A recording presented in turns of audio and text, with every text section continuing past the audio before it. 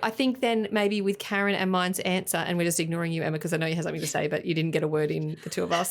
I'm going to go with, what is the best feedback? Constructive feedback. Yeah. It could be positive. I was thinking of the word enabling. Constructive. No? Constructive. And can I say one thing?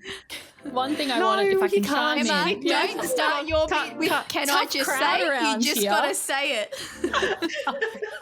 I'm losing all of my people skills. No. No, we've got some feedback for you, and that's on this show. Don't worry about asking if you can say something. Just Cut say people off. Yeah. Yeah, go for it.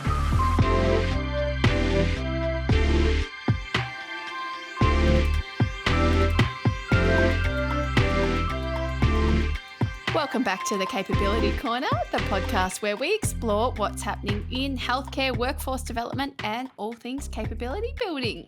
I am Zoe Yule, Head of Learning and Capability, and I'm joined by two of my absolute favourites, Michelle Wickie, Chief Customer Officer, and Dr. Karen Patterson, Chief Nursing Officer. Welcome back. How are we? Very We're good. great. It's good to be back. We did miss you last week. We have another fabulous guest. We brought out the CEO, Will Egan, the last two recordings. We've got He's had a big transformation and he's back again this week. I'm back. Welcome, Emma Piercy. I've got to say, one of my beautiful, bright, shining stars in my team, Learning Innovations Lead here at Ausmed. Welcome to the Capability Corner. Much. How are you? I'm honoured. I'm great, thank you. I'm excited to... She says that at the start, but look out, Emma, by the end. Who knows what I'll be saying at the end. But yeah, very exciting. So excited to chat with the three of you today. It's awesome. Tell us a bit about yourself and your role at Ausmed. Sure, okay. My name's Emma. I'm the Learning Innovations Lead here at Ausmed, working in Zoe's team. I have a background as a registered nurse, so worked in ICU during COVID, which was a very, very challenging and interesting background, I guess, as a nurse before coming on board here. So currently my role is essentially working out new ways that we can maximize our content ROI. So ideally building products from 0 to 1. That means return on investment, ROI, Ron. Return on Thanks, investment. Michelle. It's the lingo. The lingo, got to squeeze it in. Jargon. So yeah, I get to work with our content team as well as our product team to deliver on new initiatives. And one of them is what we'll be talking about today, which is the Perform product. Oh, spoiler alert. Oh, my gosh, alert. did I say it too early? Yeah. We're going to dig right into Ausmed Perform and performance reviews and performance management very soon.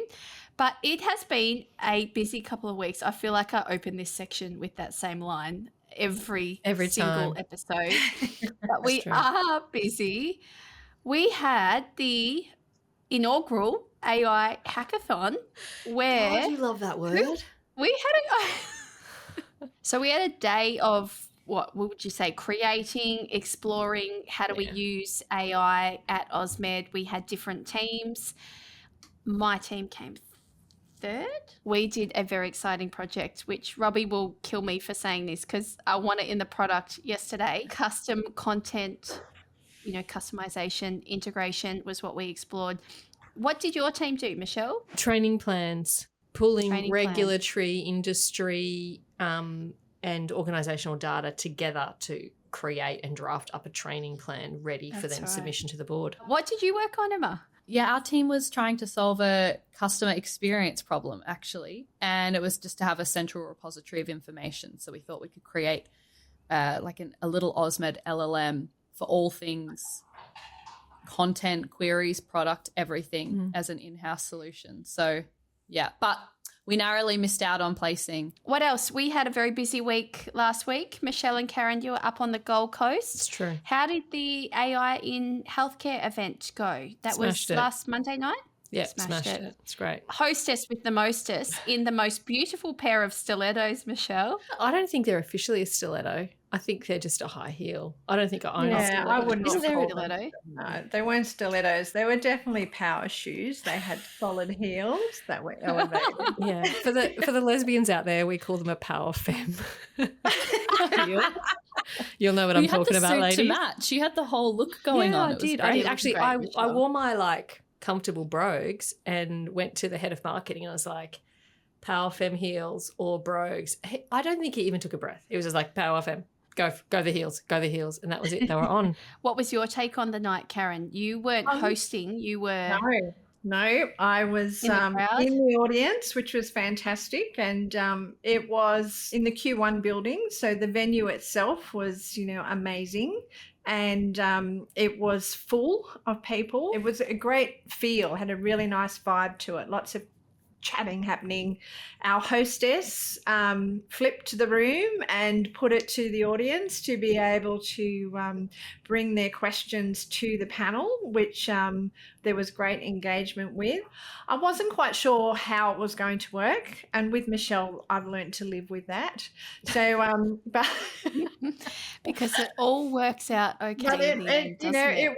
it was really great, and the panel, Camille from Regis, she gave, it was really grounded and practical, which is what people wanted, and she Yeah, gave a really absolutely. good example in regard to looking at airport security as a way of looking at data security and the different levels as you go through and the things that happen. Simon from Anglicare, he talked about looking at data, looking at incidents and complaints, and how you use AI to run a lens over it and look at patterns, and looking at how you can predict, so anticipate and prevent, looking at mitigation strategies. But I think across all of the panel, one of the important questions was about how we keep the human at the centre. And that was one of the first questions that were asked. And there was definitely throughout all of the scenarios that were given and lived experience was that has the potential to humanize more because it is really about bringing it to the surface from there. So Lovely. It was a very successful night, and I can actually announce that the next event will be going ahead. It will be in Melbourne in mid-November. So that's all of the details that I know at this moment. I will certainly be there. I will be in Melbourne. Keep an eye out for details about this event. We'll pop some details in the show notes by the time the episode's published. We'll have that date finalised. We're just trying to secure a venue. So check it out. Make sure you register before the event. And we look forward to seeing many of you there. It sounds like it went really, really well and very successful conference week. They are big weeks, but everyone has come back happy, fulfilled. Alive? Alive. Sore throats from all the talking. We had a lot of visitors at the booth. Thank you to everyone who came past and said hello, built some Lego and had lots of chats. What did we talk about? Generative learning, Ausmed Perform. What were sort of some of the key conversations that you both had? Gelato. I talked a lot about the gelato because that stand was just behind me. I had popcorn as well, like the popcorn stand. Popcorn gelato. Oh, We talked about competencies. competencies, yeah. in between mouthful. Well, we will need to do another podcast episode on competencies because that is something that Emma is also working on. But for now, a few directions that your work takes us in, Emma, just off the back of Ageing Australia and our AI in healthcare event and the last two podcasts that we're doing, bit of a theme, generative learning. Tell us, what does generative learning mean for you and how's it showing up in your role? Yeah, sure. I mean, Gen AI is the hot topic in the office at Ausmed. If you were to step foot, I think it's in every second sentence. The thing that I'm the most excited about is how it can transform the learning experience, really. I mean, particularly with what we're able to do, we're moving from something that's really static and modular to something that's adaptive to the learning experience, which I think is new. And touching on what you said, Karen, earlier regarding making sure that human is always part of the experience. The cool thing about AI in healthcare and healthcare education is that it actually allows people to learn in practice through like reflection, application and conversation. So it actually simulates how we learn on the floor. So that's really cool. Sorry, I'm nerding out a bit, but I've learned a lot about keep AI. going. We love it. You're in the right place. Yeah. I've learned so much. It's been like a chasm of that I've crossed with AI. So there's so much that's in the works. So stay tuned. But in terms of little drip feeds of what I can tell you now, we've started bringing out generative AI question types in our modules, which is very, very exciting. We're bringing that into any new content going forward. So keep an eye out for that. It really changes the game in terms of having a static multiple choice question. You're now able to have something that gives personalized feedback to every person that engages with those questions. So yeah, rant over, but very exciting stuff. Whoa, that wasn't a rant. Well, no, sorry, not a rant. That's copywritten. That's copywritten. Yeah, rants reserved sorry. for later on in the episode. Soapbox over. Soapbox over. I love your excitement, Emma, and I think what generative learning features and creating, a generative learning experience by bringing LLM into the learning experience, augmenting it with us as humans and the things that we do, like writing rubrics, creating really tight system prompts, opens up this whole world where we can actually start to answer that question of so what? Did what we facilitate for that learner actually make a difference? Michelle? Yeah. Any shout outs you wanted to give this week? Yeah, I'd love to throw a shout out to Kate. Kate, you know who you are. You message me on my phone all the time. But you missed out on the AI event the other night because we made a silly mistake when we put it into your calendar and then we took it out of your calendar thinking that the bigger calendar would have held, and it didn't. And for the one time you didn't text message me to say what's happening, it was the one time you just believed the removal of the invitation. Anyway, so you're going to be first on our list for the Melbourne event, and I'm going to put a special name tag on your seat so you can sit right at the front and make sure you don't miss a thing. VIP guest, But Kate. total shout out to Kate for her commitment and love of Ausmed and all things Ausmed.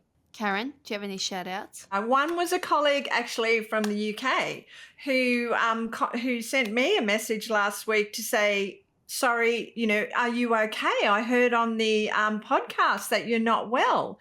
And I thought, I didn't even listen to the podcast. And that was lovely that, that the circle, how that happens from there. And like they're a keen listener. And so they said, we've got a UK listener of the Capability Corner. Yes, you have indeed. Gone I don't know how international. many. I just had contact with one. There's probably a few other people. No, we've got a New Zealand listener. We've got a Kiwi listener. That's international, guys. Don't forget. Yeah. Really? I didn't know about this. Yeah. I gave them a shout out ages ago. Do you not listen to my shout outs? Fantastic.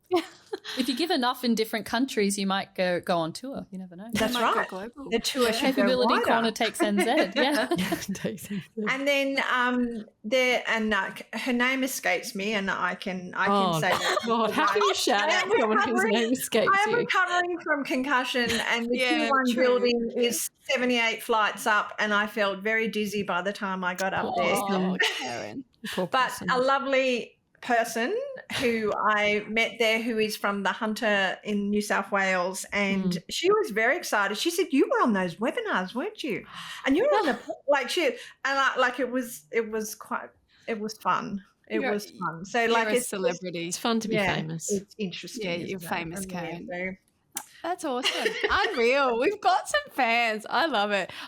All right, let's get stuck into our main topic for the episode today. I can't remember we are it. talking It's so long ago that we prepped for this. performance reviews. Now, I think often they're forgotten, right? Let's be honest. They're often a bit vague, or they're just full of either random questions or questions that just feel very unpersonal, impersonal. Deprioritized, Zoe. Deprioritized. Let's be honest. They're not forgotten, they're deprioritized. Deprioritized. The meeting invites are moved. And I think if we think of the sectors that we support at Ausmed that are built on capability, on safety and care, then that's a problem. If we're not at a minimum having one conversation per year that centres around a person's professional development, their performance and their goals, their learning and development ambitions, then we have a problem. So I guess that's why we've just built something new. We've built Ausmed Perform. It's a performance management system designed specifically for the healthcare workforce. And I think, one of the big drivers into us really thinking about this product was that, performance management and performance reviews really shouldn't feel like punishment. They should feel like an opportunity to make progress and really show a commitment to an individual and their tenure at your organisations. So what's wrong with performance reviews today? They get deprioritised, in your words, Michelle. Why? They're run by exception. If there's no problem, then why do I have to waste my time? There are so many other higher need items on my to-do list as a manager, and my clinical needs and my reporting needs and my collaboration and putting out the fires, that if I don't have a problem with this staff member, I don't have the time to sit down and talk about how they have been performing and where they want to progress their career too. So I just don't deal with it. I mean, I'm not saying I don't do them, but I'm just saying that's people's opinion. I do them. I love them. Yeah, I just don't do it. Yeah. And I think as a staff, like even from looking at, because, there's two people in there most of the time. From the other perspective, people don't normally put their hand up to say, you've missed me. When's my turn from there? Pick me. So it is left on the manager's list. And I think that's because, there's a lot of fear that, and the performance review is, sometimes the time when like the long list comes out or the short list or whatever, it's quite stressful. So it's not about building up people up or, thinking about growth or parts from there. It is very much about, what have you done? What haven't you done? Now we're done type thing. That's very quick. I think the average, time of a performance review would be, like one of the quickest meetings that a manager can have for that week. Let's just try and rush it through. What's the cost of this? If you're doing them poorly or not doing them at all? How does that impact an organisation and a staff member? In my view, and we've talked about trust quite a lot before, and I think that without having a performance review process or the ability to have that conversation, it does undermine trust between, feeling safe, having that sort of psychological safety and trust, getting that feedback to know that, what you do, what's happening and what you would like to be developed, and from a manager's perspective, how to best allocate staff in areas that they're interested in and being able to develop within. From what Emma was saying before about being dynamic, it makes it really static and staccato, like it's very a missed opportunity, right? It's a wasted opportunity to actually connect and engage with a particular staff member, understand what are their values, what's driving them, where are they at, where do they want to go, what do they want to be. There's so much value that we can learn from those conversations. They don't have to be long, but they do need to be structured. They shouldn't be rushed. And I think a facilitated evidence-based process that is guided by principles like you've mentioned, Karen, around psychological safety are imperative. I think we could also say now that not doing performance reviews well is also now compliance issues. We've got within the strengthened standards really clear requirements to have a structured performance review process in place, and for that review to be tied to learning. Yeah, absolutely. And I also think as well, it's a massive point to retaining your staff as well. We already know with the health workforce that we're trying to keep those numbers up. And I think it speaks to, if you have a healthy culture that really stresses the importance of performance reviews, you're shifting from a reactive workforce to a proactive workforce as well, right? So you would much rather, probably, if you use a garden as a metaphor, you'd much rather go in every week and pluck out, or trim the hedges and whatnot, and make sure everyone is still happy and maintained, and maybe you water some of those flowers, rather than go there and it's a complete disaster, rip out everything and start again. Yeah, exactly. And so I think it might seem like an easy choice in the moment when you're time poor to not invest in those relationships and explore what staff members' experiences are in that psychologically safe way. But really, if you look at it on the flip side, the alternative is not maintaining that garden and actually spending far more time in potentially a culture that's been quite hard set in a way where they don't feel psychologically safe, and that's far harder to keep and retain and build the capabilities of those staff members when you don't have an understanding on what's going on. That is a brilliant analogy. Putting out fires, another example. You'd rather have the opportunities to, try and put those little tiny spot fires out rather than waiting for something big to erupt. So, all right, what does best practice in performance reviews look like? Is there a set of standards? Is there something that we can look to that helps organisations understand what good or what great looks like? I'm going to let Emma answer this because I know she's developed this fantastic toolkit, which I've had a read of. So summarise it for us, Emma. All right, I'll try my very best.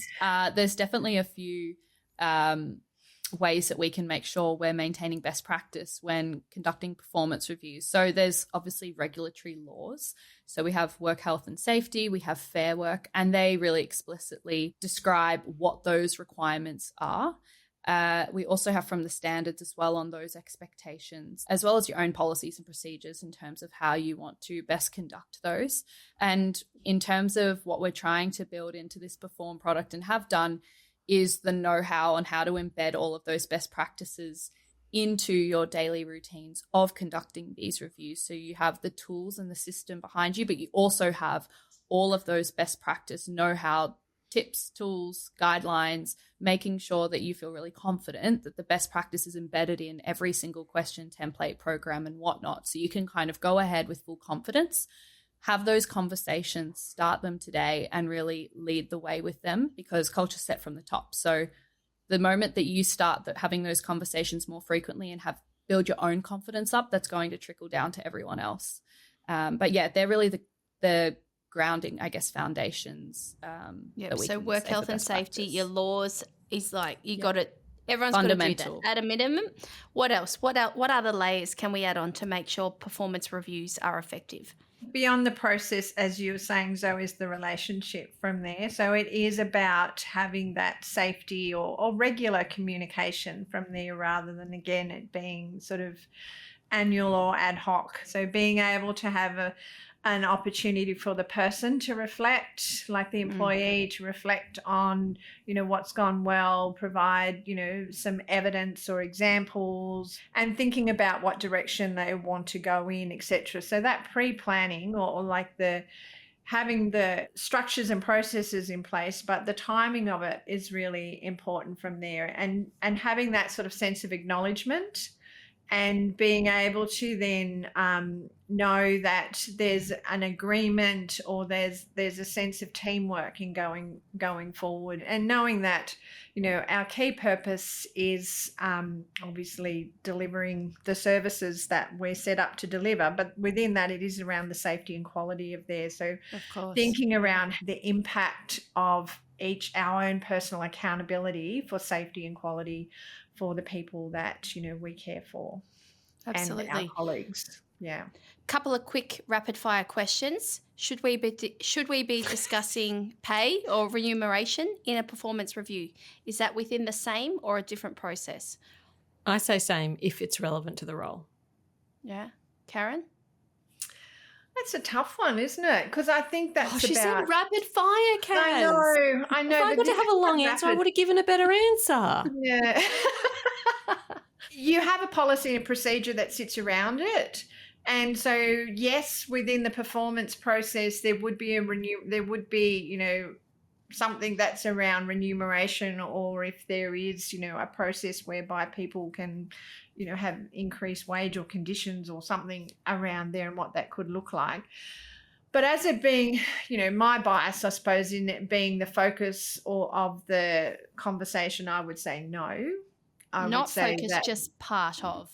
Yeah, it's related to the I suppose the outcome from there is about how do you maintain engagement and satisfaction with your workforce, etc. Yeah. Emma?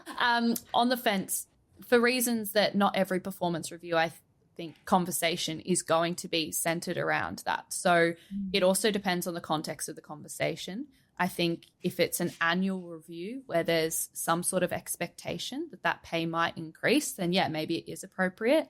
But in other situations, I would say no. And I think the foundations of that conversation and the psychological safety and culture you're trying to set is to probably decenter that a little bit to make sure that that person knows the primary concern of that conversation is to facilitate growth and development and understand areas where they might want to improve on certain things or highlight areas where they've done really well. How often should we be doing them? As often as necessary. Oh, far out. Karen. Annual seems to be the, finger in the air type frequency. Is that evidence-based? Or are we sitting on another mandatory training question where we just do this because we've always done it, but there's actually no evidence for mandatory training / there's actually no evidence for annual performance reviews? Or is that a fair and appropriate time frame? I'm going to say that I think every worker should have their performance reviewed and appraised for development or underperformance at least annually. I don't want to have someone in my team that has not had a conversation around how they're going and whether they're meeting their PD or exceeding their PD longer than a year. Now, do I do it less than a year? In some cases I do. When I see disgruntlement, when I see lack of feeling validated or valued, when I see underperformance, I will absolutely introduce or previously would have introduced some kind of performance discussion to see where we're at and the balance we need to do moving forward to have maximum engagement or amicable separation. But for me, no longer than 12 monthly. Yeah, absolutely. Okay. So we're talking a few things here. We've got, and I think that's important to, distinguish these differences within the topic of performance. Performance management, different to performance review, different to a performance conversation or a coaching conversation with a staff member, right? We've got to think of these as under the umbrella of supporting growth and development and performance, but separate concepts from one another. Yes, I think there are a bunch of conversations that fall under the one umbrella. So it really just depends on the context of that conversation and your goal. I think from that, maybe it's situational, maybe something has happened. Like Michelle was saying, maybe it's just pulse checking on that staff member as well. And yeah, I think everything's very contextual and individualized, which is why you want to have a whole system behind you and not just kind of tick a box and say it's done, because it is so personal. I think they're all parts of a system.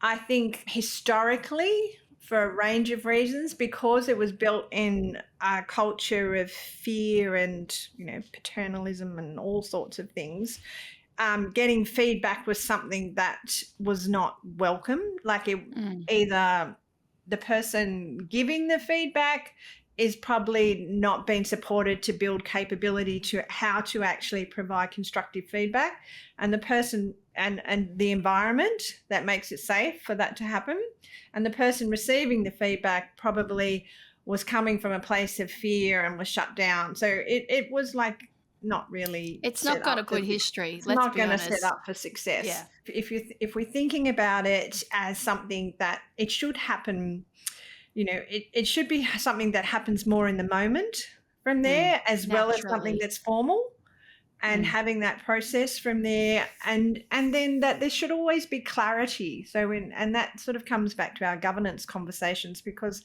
that sense of clarity and having that sort of transparency and accountability, having that within there, rather than it being fussy as good job, high five type thing, to being I love a high five. I know, I love high fives, but if we can high five as team culture, but if as a performance feedback process, having clarity as far as what is the outcome, what is it that what have I seen, what are the values, what's the alignment, what's and then around what's our next goal from here.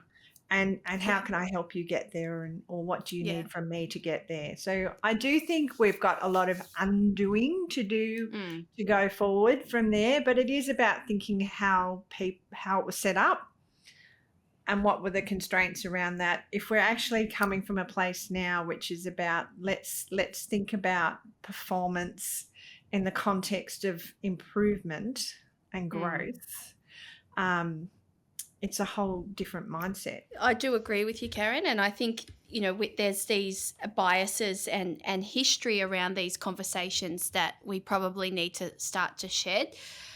Feedback does often need to be provided during a performance review. Is that where teams and managers get unstuck? Because there is a delicate art to giving feedback, right? Look, people still like the compliment sandwich. I think the compliment sandwich is an easy way to go about things. I think even when people recognise it from long distance, it's still one of the better ways to try and give hard, challenging feedback. I think the essential part in feedback and or the compliment feedback is don't forget the salami in the middle. Like, don't shy away from it. If it has to be said, it has to be said. So if you want to sandwich it, sandwich it. If you want to start with it, start with it. The best feedback is true and empowering. So even if it has to be hard, you have to complement it with something. That's maybe the wrong word, but you have to supplement it with something. Pair it with something that makes them, even if they've got to process and get angry for a few hours or a few days, that they can then put it with something that then enables them to rise to the challenge you've set for them. Keep it honest, but make sure it empowers at some point for them to rise to that challenge or continue doing the good they're doing. Just starting smaller from there. So, but not forgetting obviously the important part of the conversation. So if it's not something you're comfortable with or in raising, it is also, you know, making sure you have as a manager your own, you know, reflection and development and parts to be able to engage with someone. And from my experience, you know, I recently convened fellowship exams, and from the fellowship exams, you know, we go through a process, there's a rubric, evaluation, etc. You know, as the convener, I get to give people feedback. Most of the time, if you ask the person to begin with, how do you think you went? They know, and then you can build from there. So starting where people are at, what they have the self-awareness about, and then, you know, if there is something that you're raising for them that, you know, they aren't aware of, that's when it starts to get into the space which is about how do we titrate this in a way that's safe and is developmental. A leader really should be able to deliver feedback with warmth. The crux of the core element is there's a lot of different ways you can deliver the same thing, and a lot of that comes down to tone, your wording, the setting, the context you have and the relationship you have with that person. So there's so many other elements that are your body language even. There's so many other elements that add into the one conversation that you're having. But I think it's just speaking to that person with respect and warmth and giving them the transparency and honesty of that feedback, but delivering it in a way that's respectful and kind and still, I think that's seeing the what's person changed, in front of you. to be honest, is, you know, that the need to give feedback has not changed, and you can call it whatever you like, but as a manager, you need to be able to have those tough conversations. There is more that's probably shifted in the last 10 years around how you give that feedback and the environment that you create as a manager for the person to feel safe that you're giving it and the trust that you speak about, Karen. But I remember one of my managers said to me, if you are not having those tough conversations, you're not managing. That's what you're there for. Which is where I think something like Ausmed Performs comes in, because we need to have them. You've got to do them, whether you do them once a year, hopefully at a minimum, or have regular check-ins, whatever, however you're doing it, you need to do it. So, ta-da, a system that helps you do it is just enabling. You know, hopefully many of our customers and partners that we work with know that we don't just do things because someone thinks it's a good idea. You know, there's often multiple triggers, multiple needs. And because we are in healthcare and building software for healthcare, we're often trying to solve problems. So take it away. Tell us, what's Ausmed Perform? Yeah, well, I hope Robbie, our Chief Product Officer, maybe he's had a shout out or not on this podcast. I'm not too sure. Hopefully he doesn't have my head for getting any of this wrong. He definitely was the instigator of this product.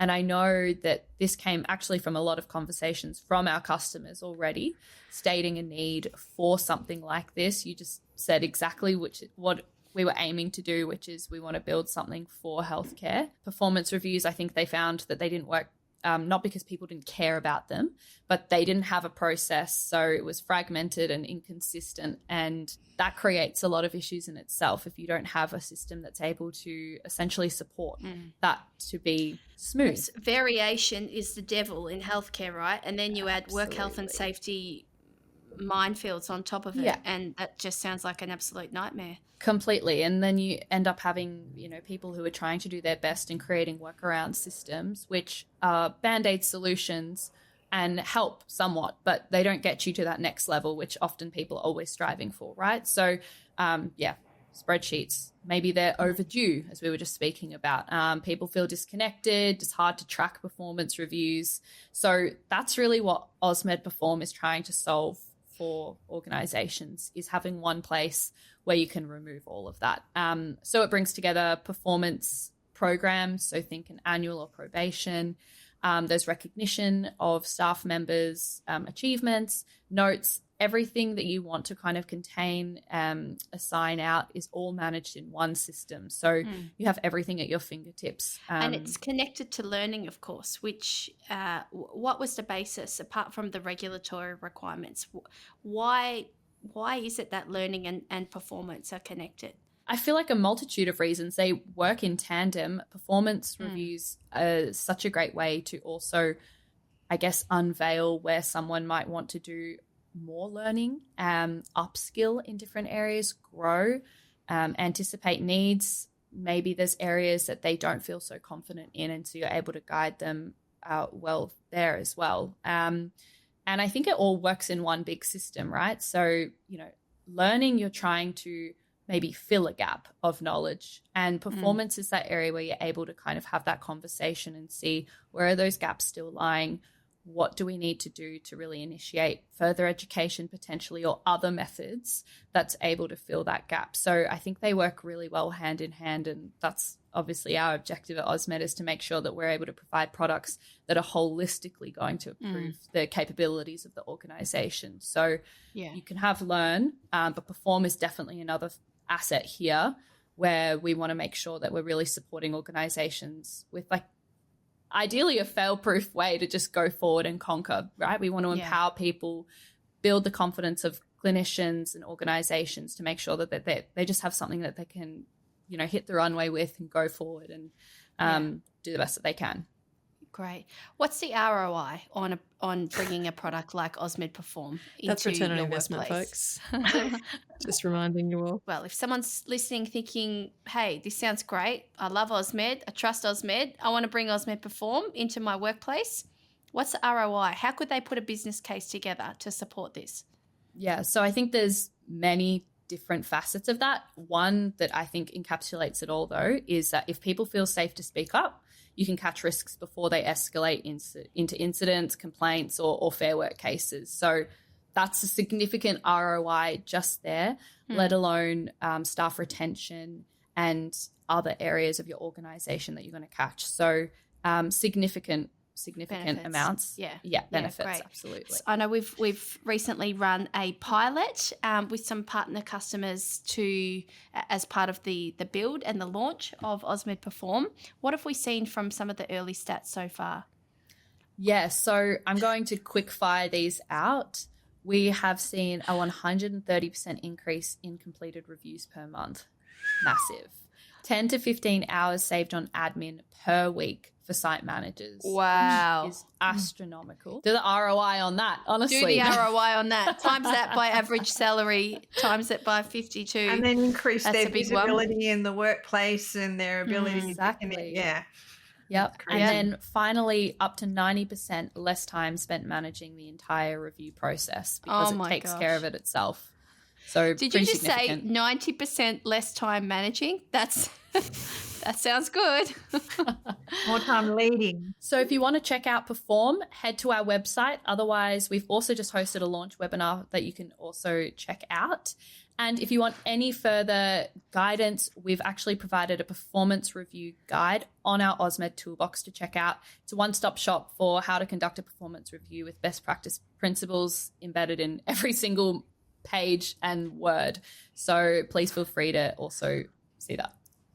Fantastic. All right. Thank you, Emma Piercy, Learning Innovations Lead at Ausmed, for the fabulous work that you've done on Ausmed Perform, bringing your clinical expertise and subject matter expert involvement into this fabulous product. All right. It's time for us all now to get our dose of feedback. A performance management conversation, I've got no doubt, constructive coming feedback up. for you, Zoe. Is this going to be psychologically safe? None of it. No, never It's is. coming. It's coming. Wiki's red. Go for it, Michelle. Jeez. Performance management. I want to ask you, when was the last time you trained someone in your team on how to run a performance review conversation? Because the number of managers I've seen that just go, oh, you're the team lead, can you just do those 15 performance reviews, please? And so then they just sit down and they waffle through these questions that might need to be marked up, but they don't actually, there's no plan, there's no progression, there's no empowerment, there's no enablement, there's no constructive conversations about where they're going. It's absurd, and it really devalues the whole process we're talking about. If you want long tenure, if you want engaged staff, if you want positive culture that actually delivers brilliant or excellent customer, patient, consumer outcomes, you need to build a team that will create that. And building a team by telling your team lead or your care manager or your clinical manager to just run some performance reviews, follow the questions on the sheet, is not going to get that outcome. So the rant today, honestly, you would never say, just go and change that wound dressing. Just go and change that catheter bag. Just go and, make sure that person doesn't fall out of bed. You would actually train them to do that task. Treat a performance review in the same way and stop thinking that it's just some good job conversation. Let's hope they keep working here and move on kind of checklist. It's not. It can be more than that and it should be more than that. But take your role to empower and train your people to make sure that they're doing it in the best possible way. End rant. End rant. Here, here. Oh, Here. I was just about to say the same. I completely agree, Michelle. All right, so you've heard it. It takes time. You need capability. We need to support our teams, our managers with not just a good system like Ausmed Perform, but actually guiding through what it takes to do those conversations and to do them well. So on that note, I want to thank you, Emma, for joining us today. Of course, Michelle and Karen, as always. That is a wrap on one of our longer ones, but hopefully you enjoyed it. If you've got feedback for us about this episode, if it was constructive, please give us your compliment sandwich. You can reach out to us, podcast@ausmed.com.au. You can connect with us on LinkedIn and send your compliment sandwich via a direct message. And anything else to plug? Oh, keep an eye out for the AI in Healthcare event in Melbourne in mid-November. We'll look forward to seeing you there. And if you want to learn more about our generative learning experiences, you can also check out that page on the Ausmed site. Thank you, Karen, Michelle, and Emma, and thank you for tuning in to our latest episode of the Capability Corner. See you next time.